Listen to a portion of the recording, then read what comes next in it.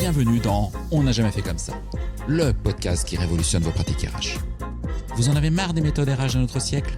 Vous cherchez des solutions concrètes qui fonctionnent vraiment ? Alors vous êtes au bon endroit. Dans chaque épisode, je vous dévoile les stratégies qui marchent, les innovations qui changent la donne et les témoignages de ceux qui osent faire différemment. Ah oui, je suis Florent Le Tourneur, fondateur de We Feel Good. Et depuis 2016, ma team et moi avons transformé la communication RH de plus de 150 entreprises et collectivités.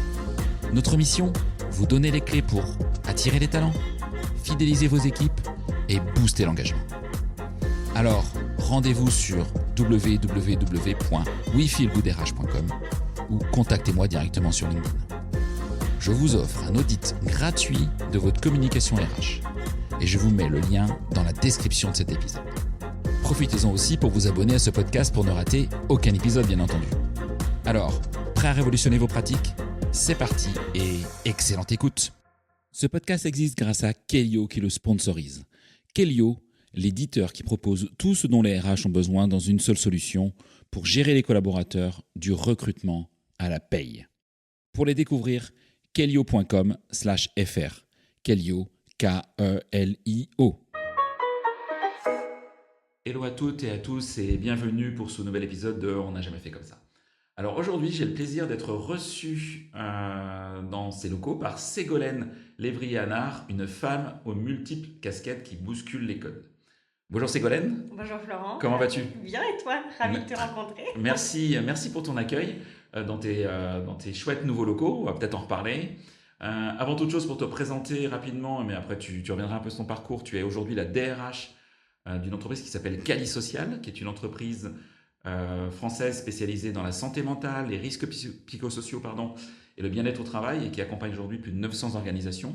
Mais ce qui rend ton profil vraiment unique et ce qui m'a marqué, c'est ton rôle aussi de conseillère prud'homale côté employeur. Tu navigues entre ces deux mondes avec une vision donc à 360 des relations du monde du travail. On en parlera tout à l'heure évidemment. Tu es aussi engagé dans un job board qui s'appelle Parents on Board, donc qui est la première plateforme qui sélectionne les entreprises vraiment dites family friendly. Ça m'intéresse de t'entendre sur ce point. Et tu as un leitmotiv que tu indiques sur ton profil LinkedIn, c'est « Seul on va plus vite, ensemble on va plus loin ». Une philosophie que tu appliques au quotidien donc, dans tes différentes missions. Aujourd'hui, on va explorer ensemble comment tu maries ces univers qui sont parfois contradictoires, quelles leçons concrètes nos éditeurs peuvent en tirer. Ségolène, vraiment bienvenue dans On n'a jamais fait comme ça. Merci beaucoup Florent. Alors, comme je te disais, Ségolène, ce serait chouette que tu nous racontes ton histoire et qu'est-ce qui t'a amené jusqu'à être la DRH de Cali Social. Ok, je vais essayer de résumer un peu mon parcours. À la base, moi j'étais rentrée, j'ai fait des études de droit et j'étais rentrée en droit en me disant ah là là, je vais être juge d'instruction, le droit pénal, c'est ma passion. Et puis, écoute, au fur et à mesure du temps, je me suis rendu compte que je préférais m'occuper plus des vivants que des morts, on va dire ça comme ça. Et j'ai eu un coup de cœur, vraiment un amour. Vraiment, je suis tombée amoureuse du droit social. Vraiment, ça a été une découverte, une déclaration. C'était méga limpide. C'est vraiment, ça me parlait. Voilà, c'était incroyable. Et donc, j'ai fait un Master 1 à Nanterre en droit social. Et puis, je ne voulais pas continuer mon Master 2 à Nanterre parce que j'avais l'impression que c'était un peu une redite du Master 1. Et j'ai trouvé un Master 2 à la Sorbonne qui conjuguait un peu d'éco, un peu de RH et surtout de la négociation collective parce que j'adore ça. Et il y avait surtout l'ancien directeur général du travail, M. Combrexel, qui officiait en tant que professeur là-bas et je voulais absolument faire mon mémoire avec lui. Donc j'y suis allée, c'était une année passionnante, j'étais en négociation de branche, en CMP, en commission mixte paritaire, c'est quand l'État intervient dans les branches pour forcer la négociation parce que les branches n'arrivent pas à se mettre d'accord, donc c'était vraiment génial. Et en fait, j'ai débuté ma carrière. Alors j'ai beaucoup travaillé avant parce que je m'étais toujours dit, moi, j'arriverai sur le marché du travail en sachant ce que je voulais faire. Donc, j'ai fait, je pense, tous les jobs étudiants du monde. Mais cette année-là, en fait, j'ai fait mon contrat d'apprentissage chez Kenzo. Dans le secteur de la mode, et je suis arrivée au moment où il y a eu un changement en fait de designer puisque l'ancien a été remercié et deux nouveaux designers, Carole et Umberto Leon, je crois qu'ils s'appelaient, sont arrivés et on a assisté en fait à une transformation de Kenzo. Et c'était une création en fait de poste d'apprenti rattaché au DRH. C'est donc une année pleine de surprises et de découvertes quand même du monde de l'entreprise, parce qu'un matin, tu arrives dans les locaux et en fait, les ouvriers sont en train d'enlever au burin les fleurs de Kenzo Takada, l'image de Kenzo, pour les transformer par des néons et tout. Donc, tu vois des gens pleurer. Et dans l'univers de la mode, en fait, quand un designer part, en fait, tout le staff part avec lui. Donc, c'est une forme de deuil, de transformation. C'est un univers que j'ai pas spécialement aimé, je pense qu'il faut être honnête, parce que c'était pas forcément en raccord avec mes valeurs et que j'ai été très vite confrontée un peu au sexisme malheureusement du milieu de la mode. Et donc j'ai beaucoup appris, mais clairement je souhaitais pas y rester. Et j'ai été chassée par Michael Page à l'époque pour un poste de généraliste RH. Donc je suis partie dans l'industrie papetière, dans une boîte qui n'existe plus aujourd'hui, qui a été rachetée. Et là, pendant 4 ans, en fait, c'était pas le job initial, mais j'ai licencié économiquement, en fait, au démarrage de ma carrière, puisque l'industrie papetière se cassait la gueule, hein, désolée de l'expression. Et en plus, tu gères les licenciements éco, mais tu gères aussi les survivants, enfin ceux qui restent, quoi. Et ça, c'est hyper dur. Et puis, on est passé par des phases émotionnelles de tous bords, parce que tu gères un licenciement éco, mais en même temps, en fait, tu as un deuil brutal, donc tu dois gérer ça. En même temps, tu as une tentative de suicide dans un entrepôt, donc tu dois aussi gérer ça. Tu dois gérer l'ancienneté moyenne, je pense, de mémoire, c'était 20 ans. Donc, en fait, c'était des gens qui avaient évolué ensemble, qui s'étaient mariés ensemble, qui avaient eu les enfants ensemble, qui avaient divorcé ensemble, qui avaient des histoires de vie incroyables. Donc c'était humainement hyper riche, mais il y a un moment donné, en fait, au moment du rachat, il y a eu une réorg interne. Ma DRH, que j'appréciais énormément, est partie. Et je me suis dit, non, je me retrouve plus là. J'en ai marre de voir cette facette-là de la RH, même si c'est ultra formateur. Je n'ai pas envie de vivre le rachat de l'intérieur. Et donc, je suis partie. Et je suis partie dans l'univers de l'édition, donc au sein du groupe Delcourt, qui est une très belle maison d'édition. Pour ceux qui ne connaissent pas, une maison d'édition, c'est les personnes qui éditent donc des bandes dessinées, des comics, des mangas, donc Walking Dead, l'Orpheus pour les plus anciens. Voilà, c'est un peu l'univers de Rose Écarlate. Moi aussi, j'ai adoré ce job, j'ai adoré cette maison incarnée par Guy Delcourt qui était toujours présent, qui l'est toujours, même si je sais que le groupe a été vendu depuis. Et là, en fait, ce que j'aime bien dans la fonction RH, c'est que quand tu passes, c'était pas une création de poste, mais quand tu passes derrière une RH, on est toutes différentes. On vient toutes d'un univers différent, on a tous une patte différente. Et moi, je remplaçais une RH qui avait une patte plutôt psycho. Et forcément, moi, j'arrive avec mon background juridique. Et donc, on voit pas les mêmes choses, on challenge pas les mêmes choses et tout. Et je me suis éclatée. On a créé un poste d'éditeur junior. J'ai négocié mes premiers accords avec donc une maison de diffusion à côté qui s'appelle Del Sol, qui fait partie du groupe Delcourt. Et je me suis éclatée. Et puis, j'ai eu mon premier bébé. Et dans cette expérience, j'étais rattachée à une DAF. Et en fait, quand j'ai eu ce bébé, je me suis dit, mais en fait, qu'est-ce que je veux, moi, en fait, en tant qu'RH? J'avais un peu fait le tour, en vrai, du job. Et je me suis dit, voilà, moi, j'ai envie d'évoluer aujourd'hui. Voilà, là, c'est mon moment à moi. Et donc, je suis retournée la voir et je lui ai dit, voilà, j'aimerais bien aller présenter, pas faire partie du CODIA, mais j'aimerais bien aller présenter l'ARH au CODIA. Et en fait, j'ai eu un accueil très froid, très, très glacial, une sorte de non-recevoir, de non-recevoir. Et donc, en fait, j'ai pris la décision de partir. Et j'ai démissionné. Et j'ai dit, en fait, là, c'est plus le moment. C'est plus ce dont j'ai envie. En plus, ça avait été un déchirement pour moi de laisser mon petit à 2 mois et demi à la crèche. Je trouve qu'on nous laisse pas vraiment le choix en tant que maman dans ce système-là. Voilà. Et je suis partie vivre une aventure dans le BTP. Parce que je trouve que c'est un univers assez incroyable. J'aime bien l'univers ouvrier, en vrai. Ça m'a rappelé l'industrie où en CHSCT, tu parles TMS et tu parles pas il n'y a plus de PQ dans les toilettes, quoi. Tu vois, on n'est pas dans les mêmes sphères. Et là, j'avais un challenge, c'était d'organiser la fonction RH pour permettre tous les contrôles URSSAF, inspection du travail et tout. Et ensuite, j'avais donc 2 boîtes en France et une à l'étranger au Portugal. Et en fait, j'avais des problématiques de travailleurs détachés, comment on fait venir, tous les formalismes, les véhicules de fonction, enfin toute la base RH, quoi. Et puis, le Covid est arrivé. Et là, c'est dur. Humainement, en plus, j'étais enceinte de ma deuxième. Et tu te dis, waouh, je suis enceinte, je suis à distance, j'ai des salariés qui m'appellent et qui me disent, Ségolène, j'ai peur de prendre les transports. Mais je suis obligée d'y aller, en fait. Ouais, le job, il continue, en fait. Enfin, tout le monde n'était pas enfermé. À un moment donné, il y avait quand même du boulot. Et t'as l'inspection du travail, madame, les masques, oui, la médecine du travail, oui, l'angoisse, comment tu gères, etc. Bon, c'est une période qui est passée. Et puis, ben, le Covid oblige, l'activité a baissé forcément. Et moi, je suis quelqu'un qui a besoin de se sentir utile, qui a ce sentiment-là, ce sens-là au travail aussi. Et donc, je leur ai dit, écoutez, moi, je pense que mon salaire, en fait, permet d'embaucher 2 menuisiers. Et en fait, vous avez besoin de 2 menuisiers. Aujourd'hui, tout est en place. Prenez une externalisation, prenez une généraliste et ça suffira amplement. Et donc, je pars pour une nouvelle aventure. Je suis chassée par un autre cabinet. Et alors là, projet complètement farfelu. Je débarque dans le monde de la formation e-learning, donc à distance, dans une niche de niche. Donc, en fait, c'est le DPC. C'est comme le CPF, mais c'est pour les professionnels libéraux. D'accord, je ne sais pas. Ouais, Okay. moi non plus. Okay. Et là, challenge complètement fou parce que mon boss, en fait, il a 25 ans.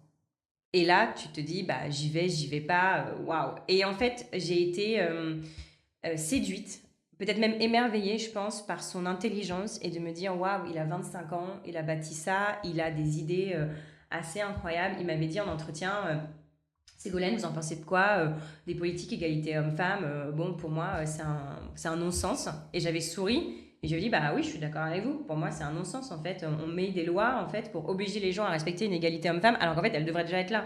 C'est un peu le paradoxe, quoi. Et le challenge, c'était de créer la fonction RH et créer la boîte, pour le coup. Ce que j'ai fait, parce que quand je suis arrivée, il y avait un plateau juste de commerciaux de 10 personnes. Et puis, au final, on a construit toute la structure, marketing, un studio, enfin, voilà.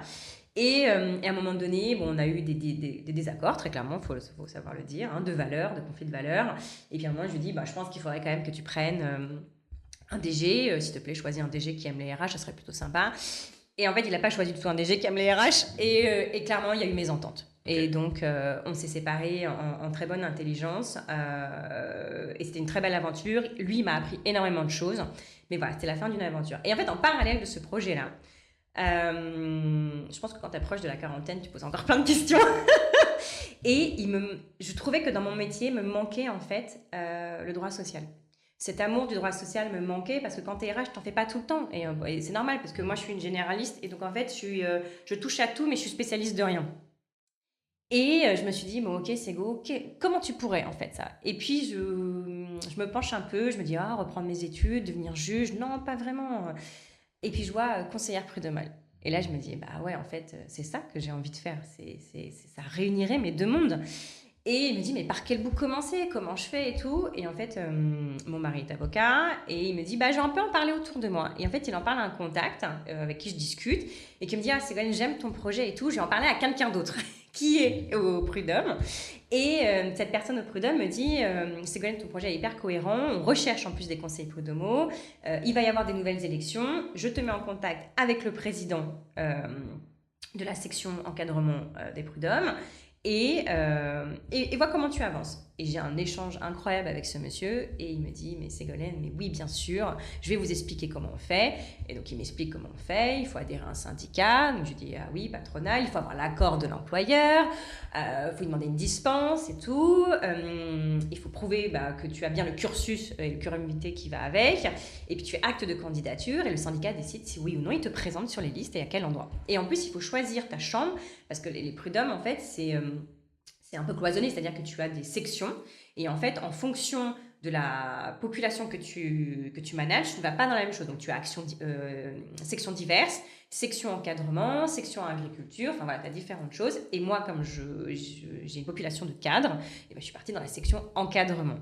Dans le 92, donc autant te dire que c'était génial parce que moi j'ai postulé dans le 92, je pouvais postuler dans le 75, mais pour moi le 92, bon déjà ça me rappelait mes années de fac et puis c'est un terreau de dingue, c'est la défense. C'est la défense, ouais. Bah ouais, toutes les entreprises de la défense, donc c'est assez incroyable. Et puis je pose ma candidature et puis je reçois une lettre officielle, vous êtes nommé, venez prêter serment, let's go pour l'aventure et c'était il y a 1 an. Et en parallèle de ça, donc je cherche ma prochaine opportunité professionnelle et puis je scrolle comme tout le monde sur les job boards et puis je vois une annonce et je vois surtout le slogan « L'humain et le futur, prenons-en soin ». Je me dis « Waouh, ok, c'est quoi cette boîte et tout ?» Je connais pas. Je connais les concurrents, mais je ne connais pas cette boîte. Et puis Et donc ça m'attire de fou forcément, et puis je postule et tout, et là, coup de cœur en fait pour cette boîte, qui est donc la boîte dans laquelle je suis aujourd'hui, Cali Social, qui est un cabinet de conseil, donc spécialisé dans les risques psychosociaux, et qui a 2 grands versants. Le premier, c'est d'accompagner les organisations dans des axes de prévention, et dans le jargon on dit primaire, secondaire, tertiaire, mais si je dois schématiser pour les gens qui nous écoutent, c'est accompagner dans le cadre d'un licenciement économique, dans le cadre d'un diagnostic de situation dégradée, dans le cadre d'une enquête harcèlement, donc là tu vois le lien avec les prud'hommes, de baromètre aussi pour savoir quelle est la qualité de vie au travail. Dans le secondaire, on est plutôt sur de la formation, du coaching, de la sensibilisation, et le tertiaire qui est dur mais dont on a besoin, c'est un DRH qui appelle parce qu'il a un suicide sur son lieu de travail, il y a un événement traumatique et on doit mettre en place une cellule d'écoute ou une permanence de psychologue. Et l'autre versant de Cali Social, et c'est là où je trouve que Cali Social fait un cercle vertueux, c'est qu'il y a 3 ans et demi, on a gagné un appel d'offres avec France Travail. Et on a développé une verticale qui accompagne en fait donc sur ce projet-là en tout cas spécifiquement, les demandeurs d'emploi éloignés de l'emploi par le biais de prestations de psychologie à retourner au marché de l'emploi. Et donc moi j'ai 50% de mes équipes effectives qui sont des psychologues qui chaque jour reçoivent ces personnes-là. Donc on a d'autres projets qui sont développés type RSA, mais la dynamique est toujours la même, c'est accompagner l'humain à se développer et à retourner en fait dans le monde d'aujourd'hui du travail. Tu vois, j'en ai la chair de poule parce que je trouve que l'objet social est absolument incroyable. Et en fait, moi je suis arrivée chez Cali Social il y a 1 an et demi. Et des fois on peut se dire que conseiller prud'homal ça bloque des entreprises, et moi je l'avais posé carte sur table et j'avais dit voilà, j'ai ça et je n'arrêterai pas ça, donc vous me prenez avec ou sans. Et donc ils m'ont pris avec, et on était 70 et aujourd'hui on est 130, et donc en pleine expansion. Et donc nous avons déménagé dans ces nouveaux locaux effectivement au mois de janvier. Et la philosophie qu'il y avait derrière ces locaux, c'était, pour moi, ça a marqué un cap. On est passé de la start-up, on était dans un appartement qu'on sous-louait, à une PME installée, incarnée. Et nos locaux nous reflètent, c'est-à-dire que c'est un duplex et au premier étage, tu as tout un espace de vie avec une salle qui est mixte. Donc en fait, tu peux faire des conférences, la fermer pour faire une salle de réunion avec un espace ouvert. On fait plein d'apéros, forcément. On invite nos clients, on fait des petits déj, enfin voilà, il y a vraiment ce côté recevoir. Et au 2e niveau, on est sur des grands open space parce que nous sommes tous en flex office. On n'a pas de bureau attitré, et c'est rigolo parce que quand je reçois un entretien, tu vois, les gens me disent « mais même vous ?» Et en fait, c'est vrai que de prime abord, moi, j'ai eu du mal au début en me disant « ah ouais, mais en fait, comment je fais pour recevoir les gens ?» J'ai un peu le côté confidentiel. Et en fait, je me suis hyper bien faite. Alors, je loue tout, voilà, mais je réserve toujours mes salles de réunion parce que sinon, voilà. Mais j'adore ce côté de je me place à côté d'un collaborateur et il n'y a pas de barrière entre moi et lui. En fait, il me parle quand il en a envie. Je suis alpaguée, et cette proximité, moi, c'est ce que j'adore dans la PME. Et à côté, effectivement, tu avais remarqué sur mon profil, j'ai écrit pour la plateforme Parents on Board. Alors, pareil, une rencontre assez improbable. Sur le groupe Facebook de ma ville, j'ai une Marie Pellerin, qui est une connaissance maintenant, qui lance un appel et qui dit voilà, je vais lancer une plateforme. Et ça s'appelait pas Parents on Board à l'époque, ça s'appelait Mum on Board. Elle m'explique le projet, le concept, c'est donc de dire que voilà, une femme, quand elle revient de congé maternité, elle a beaucoup plus de mal à trouver une entreprise kids-friendly, quoi. Très clairement, on va pas se mentir. Et elle me dit voilà, qu'est-ce que tu en penses? Et donc on a fait un bêta-test de la plateforme et tout. Et après, elle me dit, mais ça t'intéressera d'écrire pour nous? Et je dis, si, bien sûr, avec plaisir, j'adhère tellement au projet. Et je lui avais dit, Mum on Board, c'est trop restrictif parce que, en fait, les papas aussi, en vrai, ça chamboule leur vie, l'arrivée d'un nouveau-né. Et donc, eux aussi ont leur place. Et ça a cheminé, en fait, je pense, chez eux avec Hubert. Et conclusion, ils ont créé ce média que je trouve super chouette. Si vous ne le connaissez pas, allez le voir. C'est une plateforme où sont recensées, en fait, les offres de recrutement d'entreprises qui affichent leurs valeurs en termes de parentalité. Donc, en fait, vous pouvez sélectionner, en fait, les offres en fonction de si vous avez besoin de full télétravail ou d'une politique parentale particulière ou pas de réunion après 18h. Enfin, voilà, il y a plein de critères que tu peux énoncer pour le job board. Voilà. Merci pour ces premiers éléments qui sont hyper riches. On va revenir sur plusieurs. Avant toute chose, tu indiques sur ton profil LinkedIn, et je l'ai dit à l'introduction, ce proverbe africain, seul on va plus vite, ensemble on va plus loin. Pourquoi? Et surtout, comment ce leitmotiv influence-t-il ta façon de travailler et de manager? En fait, je suis une amoureuse du collectif. Je pense que chacun a apporté à l'autre et qu'en fait, on se nourrit en fait des retours que peuvent nous faire les uns et les autres. Et donc pour moi, en fait, tu vas forcément plus vite tout seul parce que tu rends le travail plus vite parce que tu as de compte à rendre à personne, mais t'es pas du tout challengé. Et en fait, tu n'as qu'une vision de pensée, qu'une vision et qu'une manière de faire. Alors qu'un collectif, et encore plus s'il est diversifié, te dit ah bah non mais là je l'aurais vu comme ça, bah non moi j'apporte ma touche donc c'est plutôt comme ci comme ça. Et en fait ça m'a toujours nourrie et je me souviens en fait au tout début de ma carrière où j'avais un DRH qui me disait non mais moi Ségolène je n'embauche que des profils école HEC tatati tatata, mais il fait la liste des écoles. Je lui avais dit ah bah c'est génial, ça veut dire qu'en fait votre boîte ça sera toujours des A et donc en fait vous aurez toujours la réponse A. Et je lui ai dit, moi, ce que j'aime, c'est embaucher ABCD jusqu'à Z de l'alphabet, parce qu'en fait, toute cette diversité, cette richesse de profils va ne faire que expandre la boîte et la faire évoluer, parce que tous vont avoir des avis différents. Et moi, dans mes projets, quand je manage, en fait, j'aime avoir ces retours-là et me dire, bon, bah voilà, moi j'ai cette vision-là, mais challenge ma vision, en fait. Qu'est-ce que je peux améliorer? Qu'est-ce que je peux mettre en place? Et donc, souvent, je pars d'une idée. Et je vais la challenger. Mais on ne la challenge pas qu'en interne, on la challenge aussi auprès des pairs RH. Je pense que c'est très important aussi d'aller voir les gens qui ont fait avant toi. Et donc, en fait, déjà, ils vont un peu te débroussailler le terrain parce que des fois, tu as un problème et tu ne sais pas par quel bout le prendre. Et donc, en fait, comme ils ont déjà vécu la situation, ils vont t'apporter des idées. Et voilà. Et j'ai toujours fonctionné comme ça. Et en fait, je pense que ça fait écho aussi à mon amour du dialogue social. Je me souviens aussi, décidément, cette même entreprise m'a donné beaucoup d'anecdotes, mais on m'avait dit, j'avais dit, moi je crois au début, mais j'y crois toujours au début de ma carrière, je disais, moi je crois en dialogue social, je crois aux partenaires sociaux, je crois en l'entreprise, je crois en RH, je crois aux salariés. Pour moi, c'est un cercle vertueux. Et la personne qui me recrutait me disait, non mais bon, vous vivez au monde des bisounours, quoi, faut arrêter, quoi. Et j'avais été choquée en fait en me disant mais non mais pas du tout, c'est vous qui avez une vision totalement restrictive. Donc, je ne l'avais pas dit parce que voilà je voulais le poste, mais clairement c'est ça. Et ce collectif là, c'est comme ça que s'est créé le code du travail, c'est comme ça que se sont dénoués de nombreux conflits en fait. Si les syndicats dans le monde ouvrier, dans l'industrie n'avaient pas dit c'est bon la semaine de 40 heures on n'en peut plus, les congés payés coucou, on n'en les aurait pas aujourd'hui, tu vois. Donc il y a ce rapport de force qui fait évoluer le monde de demain en fait. Et je pense que toutes les parties prenantes font évoluer ça. Quand tu as un cas en entreprise juridique, tu te réfères à quoi? Une référence d'une cour de cassation, quelque chose qui s'est passé avant toi. J'ai dit, bon, ok, il ne faut pas que je le fasse. Il faut que j'améliore. Et en fait, il y a toujours cette notion d'apprendre des autres, d'avancer avec les autres. Et pour moi, c'est vraiment très important. Ouais. L'autre est vraiment important. Ok.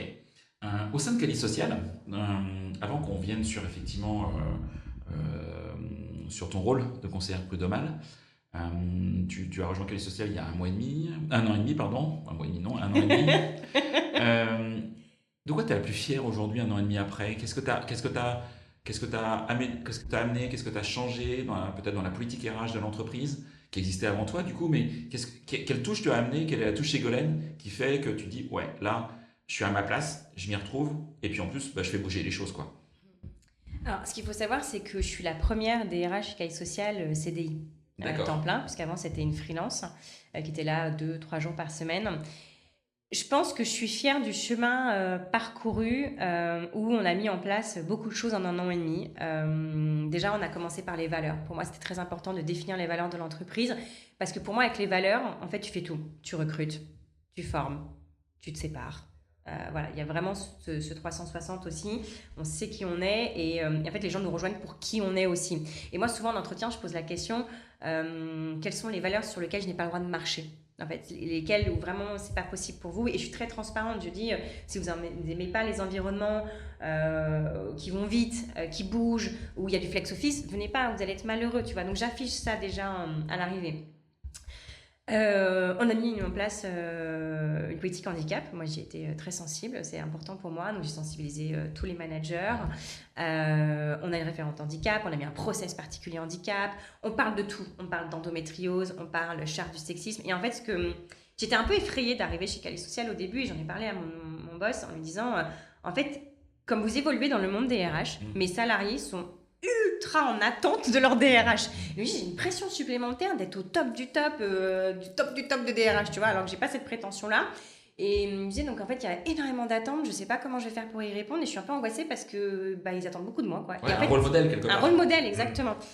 Et en fait, ce que j'aime beaucoup dans notre collectif, c'est qu'en fait, mes salariés, je dis mais c'est pas les miens, mais bon, je les manage aussi, c'est qu'ils viennent me voir et en fait, ils sont porteurs d'idées. Et ça, je trouve ça incroyable. Je me souviens qu'au bout de 6 mois de présence, j'ai 2 collaboratrices qui sont arrivées qui m'ont dit Ségolène, il faut qu'on te parle. On aimerait mettre en place une charte sur le sexisme. Qu'est-ce que tu en penses? Mais merci, mais oui, mais bien sûr, j'ai trop envie. Mais par contre, pourquoi tu veux le faire? Que je comprenne juste un tout petit peu le sujet. Et ça, c'est génial. Quand j'ai lancé le handicap, mais j'ai eu une adhésion de dingue. J'ai tous les ans des collaboratrices qui animent la semaine sur l'égalité homme-femme, qui font des jeux, qui sensibilisent. Voilà, il n'y a aucun tabou chez Cali Social. On teste tout. Ce que j'aime beaucoup aussi, c'est une phrase de mon boss qui dit Cali Social, c'est le testeur des clients. On teste chez nous et après on propose aux clients. Et en fait, je pense que c'est pour ça en fait peut-être qu'on est plus que crédible chez nos clients. C'est parce qu'on sait de quoi on parle. Tu vois, on a mis en place un calimètre alors nous on décline tout. Calimètre, Cali apéro, Cali santé. On y va. Et ce calimètre, c'est une enquête interne, un baromètre. Et tu vois, pareil, collectif. On l'a repensé, risques psychosociaux QVCT, donc toute la partie expertise, plus partie CSE. Et moi, j'ai dit, coucou, niveau RH, j'aimerais bien avoir 2-3 questions RH pour savoir. Parce que cette enquête me permet en fait de décliner un plan d'action derrière. Et donc, ce calimètre, aujourd'hui, c'est un baromètre pour nos clients. En fait. Et donc, en fait, les uns améliorent les autres. Les retours d'expérience des uns améliorent les retours d'expérience des autres. Et c'est ça que je trouve génial. Et donc, oui, je suis très heureuse de ce beau collectif. Après, j'ai le challenge de le préserver aussi parce que les croissances, c'est rapide. Mais on l'explique. C'est normal qu'il y ait des départs, en fait. Il ne faut pas avoir peur de le dire. Et la parole est extrêmement libre. Et je pense que je suis fière de ça aussi. C'est-à-dire que les gens n'ont pas de mal à aller me voir. Et ça, c'est génial. C'est hyper chouette pour une RH. Tu vois. Alors, je dis pas la porte de mon bureau est ouverte parce que j'ai pas de bureau, mais je dis mon Slack est ouvert, mon téléphone un peu moins parce que je suis toujours en réunion. Mais bon, mon ordi est ouvert et si tu me vois, on se croise et bien sûr qu'on papote ensemble, tu vois. Et ça, ouais, cette dynamique-là, elle est juste super riche pour Cali Social. Ok. Pour moi, ouais. Et aujourd'hui, vous recrutez chez Cali Social et si oui, sur quel type de poste? Et est-ce que tu as des postes sur lesquels tu as plus de difficultés que d'autres? Tu parlais des psychologues, oui, par exemple. Est-ce que c'est un métier qui est difficile à recruter, facile à recruter? Je connais pas bien là pour le coup. Non, psychologue, on arrive à recruter parce que le sujet, le cœur de métier en fait intéresse les psychologues et souvent on a pas forcément des temps pleins, on a des personnes aussi qui sont libérales, en libéral. Et conclusion, ils font un 80-20, tu vois. Donc on arrive toujours à jongler. Alors il y a des zones clairement on n'y arrive pas. Il y a des zones sinistrées, très clairement, où il n'y a pas en fait de psychologue. Ça, c'est très compliqué. Oui, parce que vous n'êtes pas tous à Paris. Vous intervenez chez vos clients, donc forcément, à un moment, il faut être un peu proche Alors, en fait, dans certaines situations. la partie psychologue, c'est les personnes qui interviennent donc notamment sur le marché France Travail et RSA. Et en fait, on est répartis sur l'ensemble de la France parce qu'on a répondu avec un partenaire qui s'appelle Axis. Axis fait le volet emploi et nous, on fait le volet psychologie. Et là, en fait, c'est dans les agences Axis qui sont disséminées sur l'ensemble du territoire. Et oui, à Belfort, on a plus de difficultés à recruter, ou au milieu de la Creuse, oui, forcément, tu as beaucoup moins de psychologues. Ça, c'est compliqué. Et sur la partie conseil aux organisations, qui est le versant où on accompagne les entreprises, là, j'ai plutôt de la chefferie de projet. J'ai pas de difficulté pour le coup à embaucher. On a beaucoup bossé sur la marque employeur, donc Cali Social commence à être connu parce que la difficulté que j'avais, c'était qu'on connaissait beaucoup les concurrents, que je ne citerai pas ici parce que je ne veux pas leur faire de la pub. Coucou les concurrents. Coucou les concurrents. Qu'on apprécie par ailleurs parce que c'est un écosystème et c'est normal. Mais Cali Social n'était pas connu. Et moi-même, en tant que DRH, quand je suis arrivée à l'entretien, je ne connaissais pas Cali Social, tu vois. Et donc, il y a eu ce travail de marque employeur qui a dû être fait. Je pense que la difficulté que j'ai de potentiellement de recrutement, c'est sur l'expertise. En fait, un consultant interne chez nous qui va aller chez les clients mener un gros projet ou un projet un peu touchy, je donne un exemple, un président ou un syndicaliste qui est accusé de harcèlement, qui est là depuis 20 ans, et c'est à l'omerta, comment tu fais parler, etc. Bon, là, c'est un peu plus touchy, et donc je ne peux pas envoyer un junior, mais c'est logique en fait. Et en fait, c'est un métier quand même assez récent, les risques psychosociaux, bon... On en a beaucoup parlé, moi je me souviens durant mes études ou quand j'ai commencé à Orange, tu vois. Mais je trouve qu'il y a eu un élan avec MeToo Et aujourd'hui, tu n'as plus que ça. Et limite, ça s'est judiciarisé. C'est-à-dire que moi, par exemple, si je fais le volet prud'homal, là, aujourd'hui, je pense que sur 6 dossiers, j'en ai 4 où il y a du harcèlement. Alors, on sait que c'est un coucou, un carte joker pour faire sauter le barème Macron, mais il n'empêche que j'ai de plus en plus de cas avérés et que j'ai une parole quand même que je trouve qui s'est libérée sur ces sujets-là. C'est-à-dire qu'aujourd'hui, les gens n'hésitent plus à dire je suis victime de harcèlement, ce qui se fait là, c'est un comportement inapproprié, je ne suis pas d'accord, parlons-en. Et c'est l'évolution, je pense, dans laquelle de la société. Les nouvelles générations m'impressionnent. Moi, en recrutement, je vois bien le changement qu'il y a eu. C'est-à-dire j'ai des questions ultra pertinentes aujourd'hui par des candidats qui me disent « Ok, très bien, et vous faites quoi pour nous en tant que cabinet risques psychosociaux? Vous avez mis quoi en place? Et sur cette partie-là, c'est comment? Et l'égalité hommes-femmes, vous le traitez ça comment? Et puis, vous me dites que vous avez beaucoup grandi. Alors, c'est super, hein, mais vous préservez comment la croissance et vos collaborateurs? Mais moi, jamais j'ai posé ces questions-là. Et je suis même pas sûre aujourd'hui, Florent, que si je passe un entretien, je poserai ces questions-là. J'ai ce rapport-là qui est complètement différent. Et j'étais aux Inclusive Day mercredi. J'ai écouté Julia de Funès. On aime ou on n'aime pas. Elle a des prises de position, mais elle a dit quand même quelque chose de hyper pertinent. Et je suis d'accord avec elle sur le fait qu'aujourd'hui, le travail n'est plus une finalité, ce n'est plus une reconnaissance, le statut. Avant, pour nos parents, c'était prends un CDI. Alors, si tu pouvais dans la fonction publique pour juste jamais avoir peur de perdre ton emploi, vas-y, go. Parce qu'il y avait la crise qui était passée par là. Et puis, tu t'es défini par ça. Ah, moi, je suis tatati tatata, tu vois. Aujourd'hui, la nouvelle génération, c'est des slashers. C'est des gens qui viennent et qui disent bon, moi, je viens, j'ai envie d'un peu apprendre dans ta boîte. Mais bon, dans 6 mois, effectivement, je vais faire un tour du monde. Bon, est-ce que je peux venir avec mon chien? Parce que bon, moi, j'ai besoin de lui. Ah, mais c'est pour une sensibilité handicap ou pas? Non, pas du tout, c'est juste parce que tu veux ramener ton chien. Ok, pas de problème. Bon, il va falloir que, tu vois, on est confronté à des choses totalement différentes aujourd'hui, quoi. Et totalement en face. Bon, aujourd'hui, pour être transparent avec vous, on enregistre le 22 mai 2025 cet échange. Et tu vois, j'étais dans le TGV ce matin, il y a un article des Échos ce matin sur la croissance très forte du statut d'auto-entrepreneur. Il y a 4 millions de Français, ce qui est énorme quand même sur 30 et quelques millions de Français qui sont dans l'âge de travailler.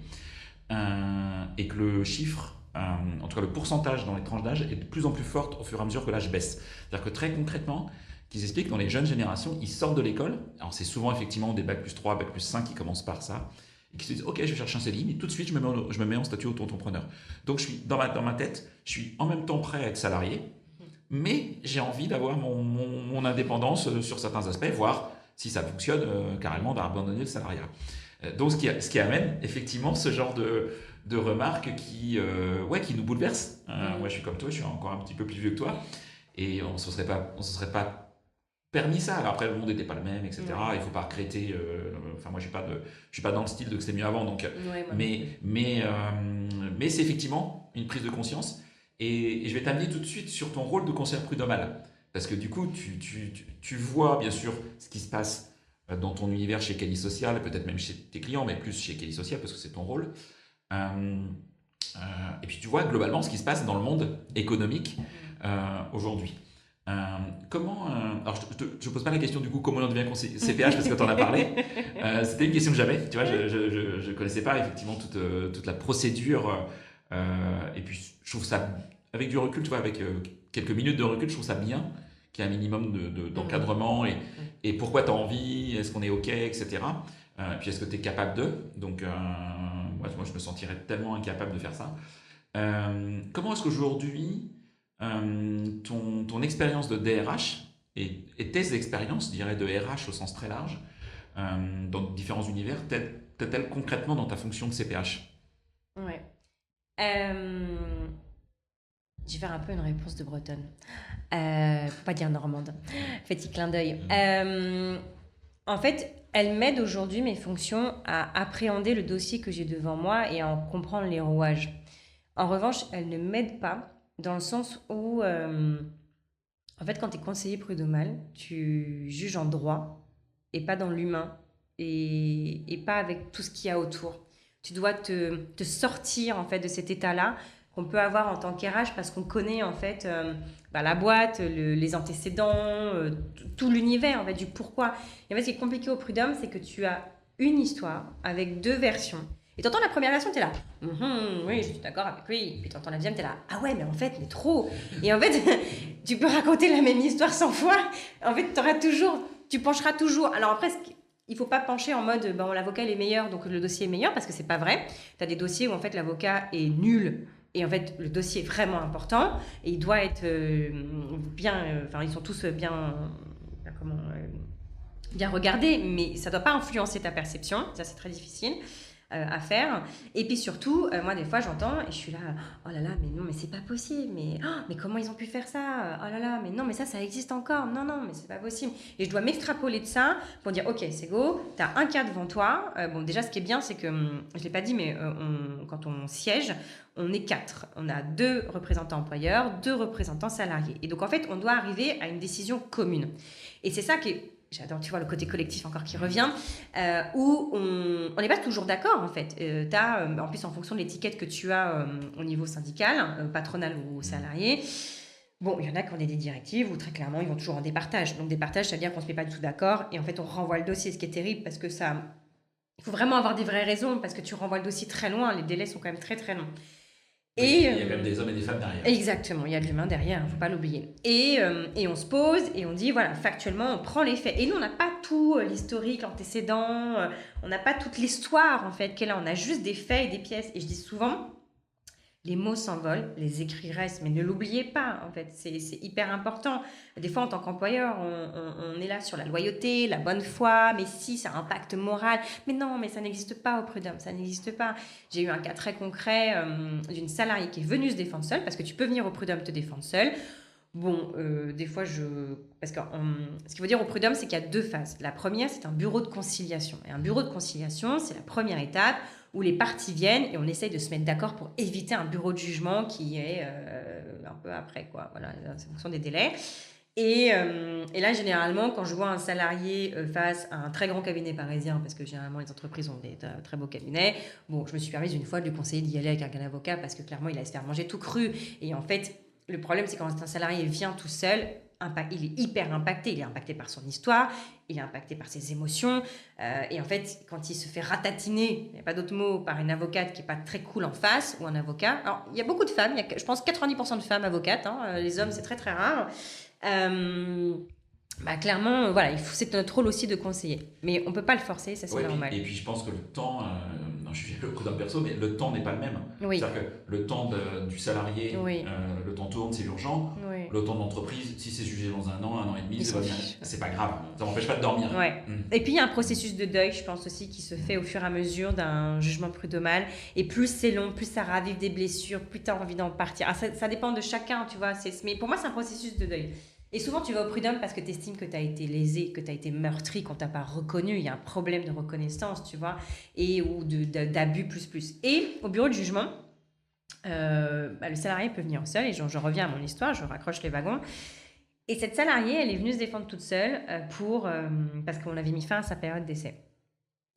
Et à la fin de son plaidoyer, elle nous regarde et elle dit « Je compte sur vous, juge prud'homo, qui donnait la justice française, de dire que cette période d'essai, cette rupture n'était pas valable. » quoi.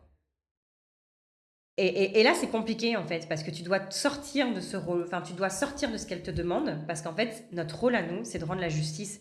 C'est pas de lui rendre justice à elle, en fait. C'est de rendre la justice et d'avoir des faits. Et une période d'essai, c'est compliqué, c'est encadré, ça répond à des critères. Et en fait, voilà, tu dois t'extrapoler de ça.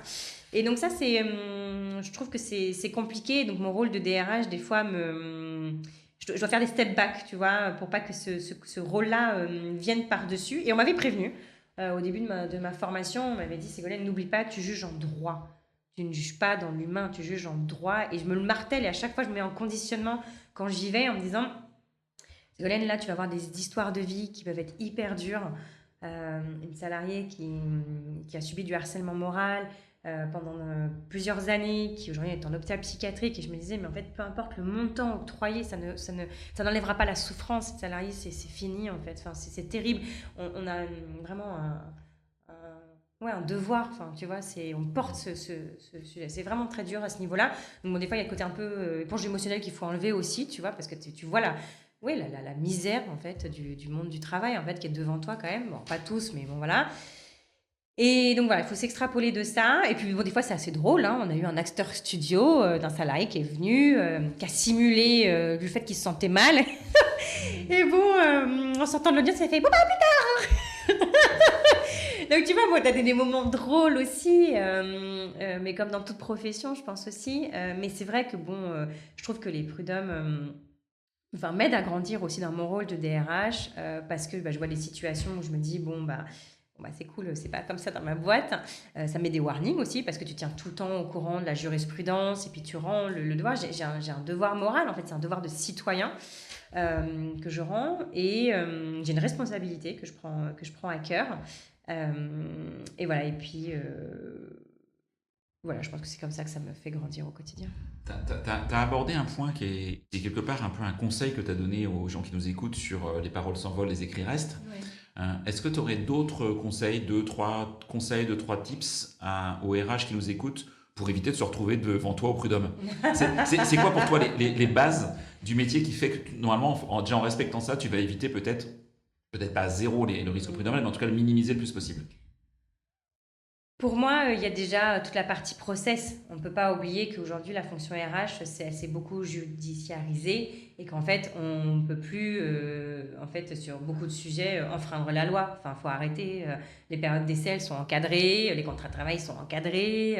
Donc, en fait, moi, je pense qu'il y a toute la partie réglementaire qu'il faut absolument maîtriser et faire auditer par un avocat si on a un doute. Et même si on n'a pas de RH, Oui. faut prendre un conseil. Ah, il faut prendre un conseil, c'est obligé. Hein. Toute boîte aujourd'hui, tu signes un contrat de travail avec un salarié, tu peux être deux.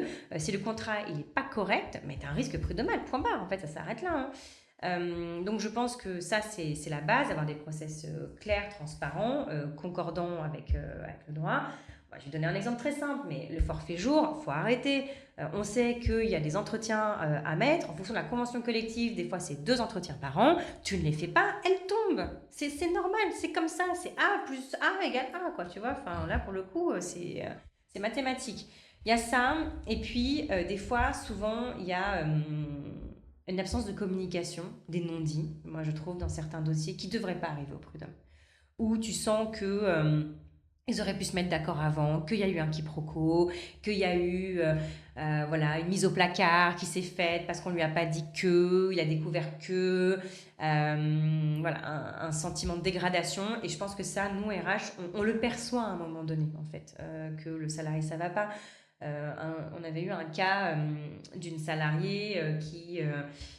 avait postulé sur le poste, elle l'a pas eu, un manager est arrivé par-dessus, ils n'ont pas accompagné le changement, donc bon, il y a eu des distorsions, etc. Et donc tout ça, en fait, on a un rôle à jouer, tu vois, l'accompagnement au changement, la conduite du changement, l'obligation de former. Non mais attends, moi des fois je vois des salariés, ça fait 10 ans qu'ils sont sur le même poste, jamais été formés. Coucou, l'obligation de formation, elle est où? L'obligation de sécurité. Beaucoup de salariés aujourd'hui brandissent le harcèlement moral. Bon, déjà, c'est très encadré par la loi quand même. Mais des fois, en fait, on est obligé, nous, conseillers prud'homaux, de sanctionner sur l'obligation de sécurité, en fait, et de santé, préserver la santé. Comme, est-ce que tu as fait ton DUERP? Est-ce que tu vérifies conciliation vie pro, vie perso? Tu vois, il y a plein de petits éléments, donc on rentre toujours dans le cadre de la procédure, techniquement. Il y a plein de petits éléments, en fait, qui peuvent être évités, qui peuvent éviter tous ces risques-là. Après, c'est dur parce que je trouve que ça réduit la fonction RH au final à est-ce que tu as coché les bonnes cases, est-ce que tu t'es prémuni? On ne peut pas se prémunir de tout, de toute façon.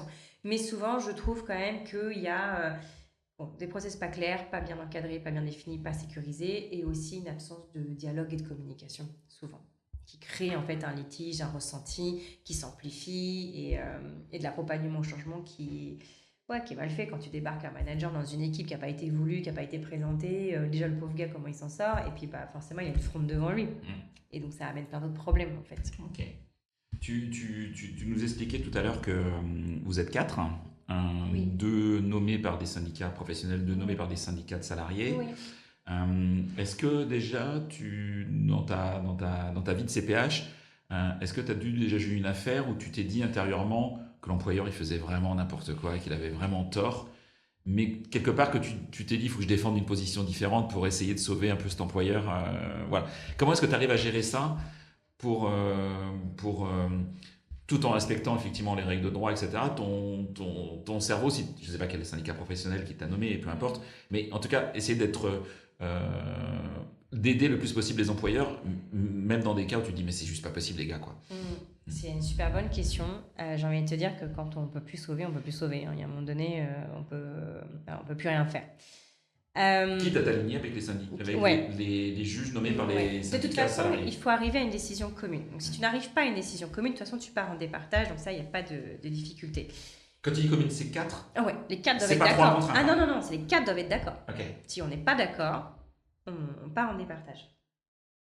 Euh, Ça m'est déjà arrivé. En fait, c'est rigolo parce que peu importe l'étiquette, en fait, on prend l'affaire dans son ensemble. Et souvent, en fait, on n'utilise pas trop cette étiquette salarié-employeur. Dans ce que moi, je vis au quotidien, hein, bien sûr. Peut-être que c'est différent pour d'autres. Et il est arrivé que même des conseillers salariés soient plus employeurs que salariés, et réciproquement. Bon, ça c'est un fait. En revanche, il m'est arrivé de montrer un peu plus l'autre versant de la pièce, donc le côté employeur dans certains dossiers, parce que j'ai mon approche de DRH. Il ne faut pas oublier que les conseillers prud'homaux, notamment patronaux, souvent, c'est des avocats. Et alors, j'ai un peu un conflit, moi, je trouve, sur les nominations des avocats sur ce côté-là, mais bon, voilà. Des RH, des experts comptables, en tout cas dans l'univers juridique. Et moi, je trouve que des fois, il y a ce manque de terrain, des fois en fonction de comment est composé le collège. Et c'est vrai que quand tu es RH, des fois, tu sais en fait ce qui s'est passé. En fait, tu devines à peu près ce qui s'est passé dans l'entreprise sur un dossier. Et donc, des fois, j'ai amené en fait en disant, bah, moi, je pense quand même que ce qui s'est passé, c'est ça. Et qu'est-ce que vous en pensez? Parce que de toute façon, l'avocat employeur, il va prendre la ligne employeur, l'autre, il va prendre la ligne salarié, et toi, tu vas trouver un peu le compromis entre les deux en disant, bon, moi, je pense que si on refait le schéma, voilà, il n'a pas eu ci, il n'a pas eu ça, il s'est mis nanana, ils se sont mis nanana, et donc en fait, on a eu ça. Vous êtes d'accord? Oui, à peu près, quoi, tu vois. Et donc voilà. Mais ce que j'aime bien, moi, en tout cas, dans celle que j'ai été amenée à juger et à postuler, euh, c'est qu'en fait, on a pris le dossier sans étiquette. Vraiment en tant que juge, qu'est-ce qu'on a devant nous? Quelle est l'histoire? Quelles sont les pièces? Pièces machin, pièces truc, etc. Et on a essayé de reconstituer en fait le dossier. Et on a eu une très bonne question la dernière fois. Tu vois, là, j'ai pas lâché le morceau, j'étais pas d'accord. On a eu un cas où un salarié a enregistré à son insu une RH lors d'un entretien préalable. Waouh. Et la JP venait juste de tomber là-dessus. Et le défenseur salarié qui était devant moi. Il n'a pas fait avec un outil IA qui fait une synthèse en plus de l'entretien. Eh ben si. Et non. Si, si, si. Et le conseiller prud'homo salarié en face de moi a dit bon, bah, moi, je suis pour, hein, on prend. Hein. Et je lui dis ah non, non, je crois pas, non. Ah bon, pourquoi? Et je lui dis bah, il y a plusieurs éléments. Déjà, c'est pas constaté par un huissier. Donc, en fait, ça peut être trafiqué, clairement. Je suis pas d'accord. Pour moi, ça doit être une preuve, elle est tamponnée, certifiée. Sinon, en fait, il a très bien pu modifier le test qui est à l'intérieur. Deuxièmement, je suis désolée, il avait le choix. C'était pas une obligation ultime, c'était pas son dernier recours. Il avait le choix de se faire accompagner par un représentant du personnel. Ah, d'accord, je suis d'accord. Parce que qu'on l'utilise pour dire qu'on est victime de harcèlement et qu'on n'a pas d'autre choix que d'enregistrer la personne à son insu parce que c'est trop insidieux, je l'entends. Mais là, on est quand même dans le cadre d'un entretien préalable à licenciement. Il avait la possibilité de se faire accompagner. Tu vois, et j'avais lu ça juste avant. Et j'étais hyper contente, parce qu'en fait, tu es tout le temps en train de te former. Mais j'étais hyper contente, tu vois, d'avoir des arguments pour dire, voilà, je suis pas d'accord là-dessus. Et en fait, il m'a écouté. On s'est écouté mutuellement, donc c'est cool parce qu'il y a eu cette discussion collective. Et au final, on a rejeté l'enregistrement. Donc après, on verra si la cour d'appel dit oui ou non. Tu vois, mais en soi, pour nous, c'était pas viable. Tu parlais de formation, de former. Du coup, quand tu es nommé CPH, vous êtes formé, il faut Ouais. s'auto-former. Et puis plus globalement, c'est ma deuxième question, c'est la question sous-jacente. Comment est-ce que, s'il y a des personnes qui nous écoutent, qui disent ah, tiens, moi j'aurais envie d'être aussi juge au CPH, c'est quoi ton équilibre vie privée, vie pro chez Cali Social et vie pro CPH? Alors, au niveau de la formation, ce qui est très chouette, c'est que l'ENM, l'école de la magistrature, a revu justement la formation des conseillers prud'homaux. C'est tout récent. Et donc maintenant, quand on est nommé, en fait, on a une formation initiale. Donc la première, ça se compose en 2 temps. La première, c'est de l'e-learning. Tu valides des modules, donc c'est super chouette. Tu as plusieurs modules en plus, c'est assez long. Et tu peux pas, si tu ne fais pas cette partie-là, de toute façon, tu ne passes pas l'étape d'après. Donc ça, c'est chouette. Enfin, je trouve que c'est cadré. Et la deuxième étape, c'est que tu vas à l'école de la magistrature, donc bon, pas à Bordeaux, mais à Montreuil/Vincennes. Et là, tu as 2 jours animés par un magistrat. Et là, tu apprends à rédiger. Parce qu'il ne faut pas oublier que le rôle aussi, c'est pas juste de juger, hein, c'est de rédiger le compte-rendu de l'audience, voilà, le jugement de l'audience, quoi, voilà. T'as pas de secrétaire pour ça? Non. Alors, il y a la greffière, mais qui ne prend que des notes. Mais c'est toi, en fait, qui écris, hein. Et alors là, j'aimerais bien que l'IA vienne nous aider, nous donner des modèles, hein, accessoirement, parce que c'est hyper long. C'est-à-dire que tu passes une après-midi en audience, tu passes, je pense, une journée à rédiger. Voilà. Faut pas oublier le boulot qui est derrière. Et puis, côté employeur, on dit souvent que c'est du bénévolat, parce que la rémunération des juges prud'homaux, c'est quand même pas ouf. C'était la question, je me dis, et tu gagnes combien en fait avec ce job? Je crois que je gagne 12 € de l'heure. Ah ouais, ok. Mais tu ne fais pas ça pour l'argent. Non, clairement pas. Non, c'est un devoir citoyen et civique, très clairement. Et donc pour la formation, donc il y a cette partie-là, mais bon, je pense quand même que c'est à toi aussi de continuer à tout le temps te former. Et après, on a des réunions de section. Donc moi, par exemple, à la section encadrement, j'ai un président de section qui organise des temps, je crois que c'est une fois tous les 3 mois, où on se forme, il y a un avocat qui intervient et on reprend les items, en tout cas, qui ont ressurgi. Et on a une présidente qui est très active et qui, elle, donne aussi des formations. Mais là, pour le coup, c'est en visio. Et là, c'est plus compliqué, tu vois, que par exemple, tu me disais équilibre. Moi, j'ai du mal à les suivre, celles-là, parce que c'est sur une après-midi entière.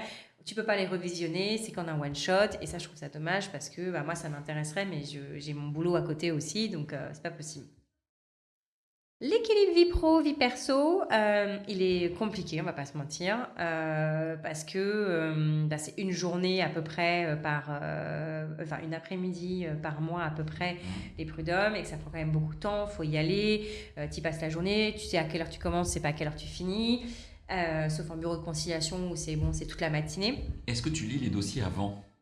Alors, quand tu es président, tu as l'obligation, c'est normal de lire les dossiers, tu as du temps qui est rémunéré pour ça. En revanche, si tu es assesseur, non, tu n'as pas de temps, c'est pas rémunéré, mais c'est évident que tu arrives avant pour lire les dossiers, parce que sinon, les gens, ils sont devant toi et tu découvres le dossier en même temps qu'eux. Et je trouve pas ça correct, tu vois. Donc moi, j'y vais avant, j'y vais 45 minutes, 1 heure avant, je déjeune en fait sur place avant l'audience, que les audiences sont souvent l'après-midi. J'épluche les dossiers, après j'ai le président qui est là, on en discute, t'en penses quoi? Ok, on va demander ça, et puis on y va, quoi. Et après on délibère, c'est-à-dire que le temps derrière, là, la dernière fois, on n'était pas dispo pour délibérer derrière, parce qu'on a fini à 19h30. Et on s'est revu 3 fois après, 3 après-midi, tu vois. Donc en fait, ça redemande du temps, c'est vraiment de l'investissement. Je pense que j'aimerais m'investir plus, mais j'ai pas assez de place dans mon planning. Et donc, il y a un moment donné, il faut faire des choix. Et c'est pour ça que, en fait, les conseillers prud'homaux, souvent, c'est des gens à la retraite ou en fin de carrière parce qu'ils ont du temps à dégager et moins des gens actifs comme nous, ou en tout cas, je ne le conseille pas à quelqu'un qui prend un poste de start-up en pleine croissance, parce que clairement, il n'y a pas la bande passante, on ne va pas se mentir. Après, ce qui est bien, c'est que tu donnes tes indisponibilités, mais à un moment donné, tu es amené à siéger. Et tu vois, je vais le dire à mes auditeurs qui nous écoutent, je me suis fait taper sur les doigts parce que j'ai dû annuler une session où je présidais, pour le coup, j'étais présidente, parce qu'on part en séminaire sur cette date-là et qu'à un moment donné, moi, je fais quand même prévaloir mon job de DRH du Cahier Social sur mon rôle de conseiller prud'homal. Donc, j'ai demandé à échanger à me faire remplacer, à échanger cette séance contre une autre. Et direct, mon président de section m'a écrit, il m'a dit t'es gonflé, t'as annulé celle où t'es présidente. Alors, ce que c'est pas fait exprès, tu vois. Et donc, des fois, je trouve qu'il manque un peu ce côté un peu humanité de oui, mais moi, c'est pas mon job à temps plein, en fait, c'est un métier qui est à côté. Et ça pose la question, et c'est un peu le tracas aussi, je pense, des conseillers prud'homaux, de se dire qu'à un moment donné, ils vont être remplacés par des juges professionnels, parce que c'est un métier à part. C'est une des rares domaines du droit où tu as encore des juges non professionnels, où on est mixte. Alors c'est une chance parce que moi j'adore ça, et que j'avais refusé à l'époque de passer la magistrature, déjà parce que je voulais être dans le monde du travail, mais aussi parce que le droit social n'était pas une matière en soi, et parce que c'était des juges non professionnels. Et ça titille quand même cette question. Et puis aussi, on a des comptes à rendre, c'est-à-dire que le nombre de jugements qu'on rend sont examinés aussi par plus haut, par les cours d'appel, cours de cassation. Et quand il y a trop de jugements qui reviennent en cours d'appel ou en cours de cassation, ça pose la légitimité de est-ce qu'on rend les bonnes décisions, d'où la formation qu'ils ont fait des conseillers prud'homaux. Donc tu vois, il y a plein de choses qui rentrent en perspective et tout, mais ouais, et puis on traite quand même énormément de dossiers, et puis à Nanterre énormément. Moi j'en ai par séance entre 5 et 6 sur une après-midi, et en une formation. Donc, et puis l'encadrement, oui, il y en a énormément, il y en a tout le temps. Ça, c'est clair. Donc, c'est vrai qu'on essaye quand même de pousser les gens à concilier parce que des fois, ça ne mérite pas. Bon, c'est dur à dire pour le salarié ou l'entreprise qui est concernée. J'ai vu une entreprise une fois qui est venue, elle, en demande. Mais clairement, oui, les moyens de la justice sont quand même très durs. Moi, je me souviens d'une audience où la greffière, elle avait plus de papier. Attends, mais ils vont où nos impôts? Enfin, tu vois, tu te poses quand même beaucoup de questions sur les coulisses, en fait, derrière, les changements de logiciels qui sont imposés, où elles sont perdues. Et puis, clairement, moi, je suis admirative, tu vois, des greffières parce que c'est un des métiers les plus mal payés, je pense, la fonction. Et en fait, sans elles, on n'est rien. C'est elles qui préparent le dossier, c'est elles qui préparent les notes, c'est elles qui te disent il y a ça, ça, ça, les dates c'est ça, le process, le recommandé, il est bien arrivé, il a été bien touché, enfin tu vois, tous les vices de procédure, c'est elles. Donc sans elles, on n'est rien, très clairement, faut le dire. C'est un métier incroyable. C'est extrêmement riche. Alors, j'ai 100 000 questions et on ne pourra pas les faire parce que sinon on va faire un épisode de fou. J'ai une petite question quand même. À l'heure où depuis 2 ans, un peu plus de 2 ans, on parle d'IA dans notre quotidien et dans notre vie pro, est-ce que tu vois ce sujet arriver au prud'homme? Est-ce que le sujet de l'IA peut être un sujet de tension? On sait qu'il y a des entreprises qui se sont fait rétoquer parce qu'elles ont mis en place un peu l'IA de manière un peu de bourrin, on va dire, dans l'organisation et que après le CSE n'a pas été informé, etc. Enfin bref. Est-ce que tu commences à avoir des sujets à ce ça ou c'est encore trop tôt? Non, c'est encore trop tôt. Aujourd'hui, j'en ai pas du tout sur le D'accord. sujet de l'IA. J'ai beaucoup de harcèlement, ça c'est clair et net. Non, l'IA n'est pas un sujet. L'IA est un sujet sur aller plus vite dans la rédaction, par exemple, d'un jugement. Les avocats commencent à utiliser l'IA, les bases de données juridiques, il y a de l'IA, on est abonné, nous. Alors ça, c'est génial, on n'est pas parlé, mais quand tu es conseiller prud'homal, tu as une licence LexisNexis offerte. Ça, c'est génial, tu vois, pour rechercher, de faire tes recherches et tout. Et clairement, bah là, l'IA t'aide à aller plus vite dans la recherche, mais non, j'ai pas de contentieux. Non, curieusement, j'ai eu des contentieux sur les JO, tu vois. Ah oui, ok. La période des JO, ça, c'est arrivé. Mais non, l'IA n'est pas un sujet encore. Ah, ok. Est-ce qu'il y a une question que je t'ai pas posée que tu aurais aimé que je te pose?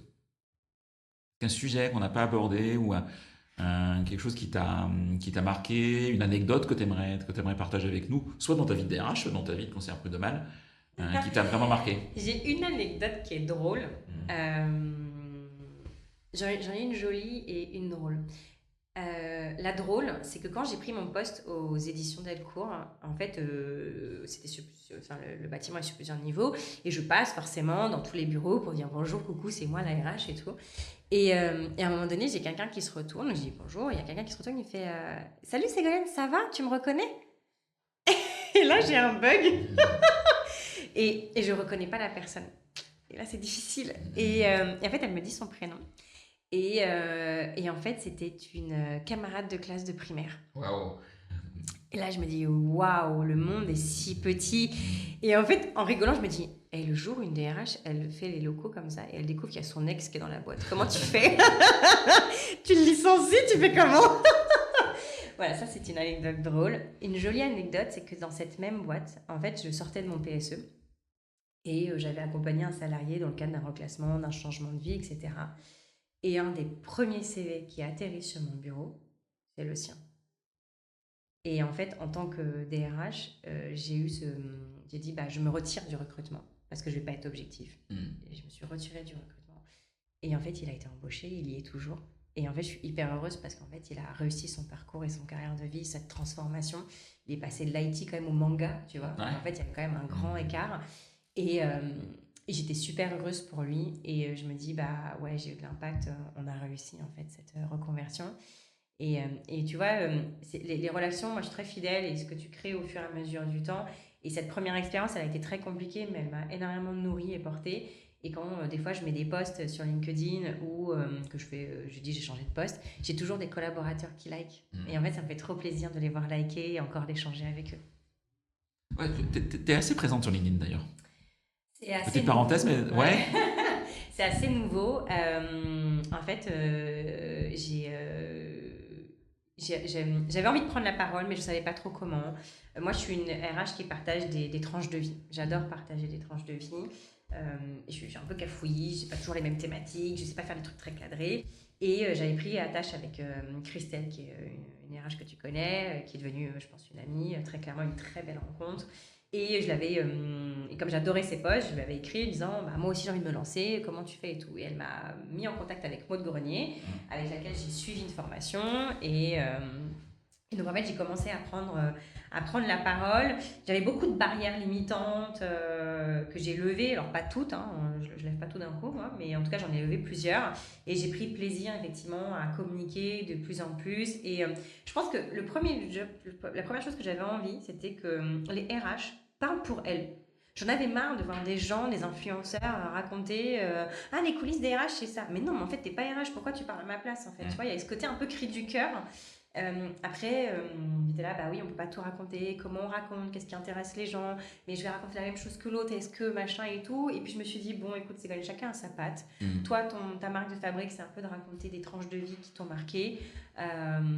Et voilà, et j'ai eu des super échanges. J'ai eu un post incroyable où, au mois de novembre, à un moment donné, je me suis arrêtée. Et en fait, en faisant mes cartons, j'ai retrouvé une de mes copies de droit, finances publiques, et j'avais eu 4. Voilà, je l'avoue honteusement à ce micro. Bon, tout le monde le sait maintenant parce que j'en ai fait un post. Et en fait, à cette épreuve, le prof avait dit si vous savez pas quoi faire, faites un poème. Et en fait, j'ai écrit un poème, tu vois.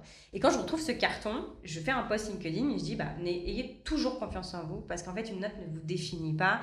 Et en fait, pour l'anecdote, moi, j'ai fait ça, tu vois. Et en fait, la magie de ce réseau, et franchement, j'en ai encore des frissons, c'est que mon prof a vu le post, Non. Ah, ok. a liké, a commenté.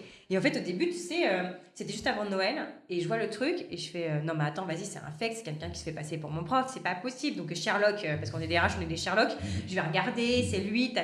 Et là, je vois que c'est lui. Et en fait, ça a été mon plus beau cadeau, en fait, de l'avoir remis sur ma route. Et il m'avait écrit, parce que tu sais, souvent, tu as des haters en mode ouais, c'est pas vrai, ta. Et en gros, il a écrit ah, je suis tellement heureux, je me souviens très bien de votre copie et je suis tellement heureux de voir ce que vous êtes devenu. Et en fait, ça a été super chouette. Et je trouve que LinkedIn favorise énormément les rencontres et ça me fait trop plaisir de passer la barrière du virtuel et d'aller rencontrer dans la vraie vie. Moi, c'est ça qui me manque aujourd'hui et je pense que c'est hyper important pour les DRH qui nous écoutent. Moi, j'ai pas osé au tout début de ma carrière, j'étais très seule et on se sent seul dans cette fonction-là. Allez oser parler à des DRH. On est toujours bienveillants en fait entre nous, on se donne toujours des conseils, on se parle toujours et n'hésitez pas à demander. C'est hyper important, ne restez pas seul en fait, parce que en fait, c'est en restant seul que tu es encore plus seul et que tu t'isoles encore plus dans la fonction qui est déjà assez seule. Donc je pense que ça c'est hyper important et depuis une année, je fais que des jolies rencontres dont tu fais partie très clairement et ça me nourrit aussi. Moi, je t'ai découvert par LinkedIn. Mais clairement. Et ça c'est top d'avoir un petit coucou à Maud et à Christelle Vogelat de Calipé pour la citer, que j'ai aussi interviewé sur ce podcast. J'ai eu toutes les deux à ce micro. Et oui, moi, je te rejoins et j'encourage tous les RH, quel que soit leur métier dans la fonction. Prenez la parole, osez exprimer les choses. Faites-vous confiance et ayez votre patte. Enfin, cherchez pas à copier quelqu'un, en fait. Faites vous-même. Et puis oui, des fois on est déçu parce qu'on a 3 likes, et puis des fois on a des surprises, et puis c'est la vie, et ça arrive à tout le monde, peu importe le nombre d'abonnés. Ça c'est pas un sujet du nombre d'abonnés.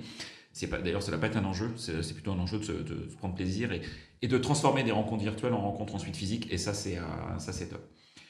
D'ailleurs, à ce sujet, il y a des personnes que tu me conseillerais d'interviewer sur ce podcast, des RH que tu connais, qui peut-être prennent pas beaucoup la parole, que tu penses qu'il pourrait être intéressant d'entendre au micro. Oui, j'en ai 2. Alors, il y en a un qui prend tout le temps la parole. Je ne sais pas s'il est passé dans ton podcast, c'est Fabien. Oui. Voilà. Ouais, je vois qui c'est. Voilà. Ouais. Non, il n'est pas passé. Il n'est pas passé. Ouais, je t'invite à aller mettre de la paillette c'est clair. dans ce podcast. Et il y a Valentine. Alors, j'ai plus son nom de famille en tête, qui est une très jolie rencontre aussi RH, qui a évolué dans l'univers de la tech pour le coup, qui vient de prendre un nouveau poste en plus de DRH, je crois chez Bob et Alice, je crois que c'est le nom de la boîte. Et c'était une très jolie rencontre et je pense que ce serait chouette que vous parliez ensemble. Ok. Chose que je trouve importante, je pose souvent la question effectivement à mes invités, c'est la veille professionnelle. Tu nous parlais de l'accès que tu as à une veille juridique, donc ça c'est top, par ton mandat au CPH. Comment est-ce que toi tu fais ta veille pro, RH au sens large? Est-ce que c'est plutôt de l'événement? Est-ce que c'est plutôt du podcast? Est-ce que c'est plutôt de la newsletter? Est-ce que c'est des livres? Est-ce que c'est la somme de tout ça? C'est la somme de tout ça, très clairement. Donc déjà, le LexisNexis par le biais de mon mandat. RF Social, auquel je prends à chaque fois que je passe quelque part, parce que j'aime beaucoup leur petit fascicule, c'est toujours assez pratico-pratique. LinkedIn, je suis des avocats, des gens qui analysent la jurisprudence, pour moi c'est important. Des RH aussi, j'aime beaucoup aussi Yaniro, j'aime beaucoup la communauté aussi RH. Podcast, pas tant que ça, je commence à découvrir les podcasts parce que j'ai pas toujours le temps d'écouter, et en fait dans le métro, moi je mets souvent de la musique et je réponds déjà à mes mails, voilà, pas très bon élève, mais les livres aussi, je lis beaucoup, tant en développement personnel que les livres de la communauté. Le livre de Pierre Monclos, voilà. J'aime beaucoup lire Clément Leminck. Là, il y a Jérémy qui a sorti 2040. Voilà, j'aime explorer ces facettes-là. Il y a Léo Bernard aussi. Voilà, j'aime bien lire aussi parce que c'est un autre format. J'aime bien le papier en vrai des fois. Si tiens, un livre que je te conseille et d'une invitée que j'ai eue à mon micro, une avocate. Qui s'appelle Valérie Duez-Ruff, qui a sorti un livre il y a quelques semaines et qui s'appelle « Quitter son job et négocier son départ ». Et je le trouve extrêmement bien faite. Elle est plutôt avocate côté salarié. Donc c'était atypique pour moi de l'avoir à mon micro. Mais franchement, d'abord un top épisode, une top rencontre aussi. Et un top livre. J'ai la chance de l'avoir dédicacé. C'est les joies des podcasteurs. Mais objectivement, je le conseille à tout le monde, qu'on ait envie ou pas de quitter sa boîte, parce que voilà, puis ça fait partie de la vie pro aujourd'hui. C'est hyper bien fait justement pour éviter de se retrouver dans des situations un peu difficiles, délicates, soit avant le départ ou soit après le départ. Bon voilà, parenthèse, mais je note. Toi qui aime lire. Je reprends le fil, c'est un peu du cousu, c'est un peu le bordel. Mais bon, c'est la vie. Oui, dernière question, importante. Si on veut te contacter, LinkedIn. LinkedIn, je pense que c'est... Tu réponds à tout le monde? Même à tous les cabinets de recrutement qui veulent absolument que tu leur confies des missions? Non, soyons clairs. Non, j'ai une boîte mail, même LinkedIn qui est remplie. Mais je pense que c'est le meilleur réseau en fait pour me contacter. Un email. Alors bon, mes coordonnées ont été craquées un nombre incalculable de fois, donc laisse tomber. Je reçois un mail sur mon téléphone perso, des messages, etc. Ouais, ça c'est pas cool. Ça c'est pas cool. Je réponds pas au démarchage parce que j'en ai marre d'être démarchée, très clairement. En revanche, je réponds toujours et on peut me taguer dans un post et j'irai toujours voir. La dernière fois, j'ai un monsieur qui a répondu à un de mes derniers posts et il m'a tagué et il m'a dit moi j'ai postulé à ça. Et donc je suis allée voir son profil et j'ai été voir ce qui mettait en place. Et oui, bien sûr que je pense que c'est le réseau aujourd'hui où on communique avec les uns et les autres. Ok. Niveau pro. Très clair. Un grand merci Ségolène. Avec grand plaisir. Merci à toi pour ta parole libre, pour ton enthousiasme, par ton sourire qui va se retranscrire au micro, par ta bonne humeur qui reflète l'accueil que j'ai eu, parce qu'on ne se connaissait pas physiquement en tout cas, et aussi, et c'est pas toujours le cas, et donc je le dis, l'accueil que j'ai eu de salariés que je ne connaissais pas, tout le monde se dit bonjour, tu fais quoi, etc. Donc j'ai trouvé ça plutôt chouette. Un grand merci, et je te dis à bientôt, effectivement, parce qu'on se recroisera, c'est certain. Voilà, ça marche. Merci beaucoup Florent pour cette invitation. Merci, au revoir. Au revoir. C'est terminé pour ce bel épisode. Merci de l'avoir suivi en entier. Pour ne pas rater le prochain, d'ailleurs je prépare plein de chouettes entretiens pour ces prochaines semaines, abonnez-vous à On n'a jamais fait comme ça. C'est le bouton suivre sur Apple Podcast ou s'abonner simplement sur Spotify. N'hésitez pas également à mettre 5 étoiles si vous avez apprécié ce podcast et à me contacter via LinkedIn pour tout commentaire ou toute suggestion d'invité. À bientôt!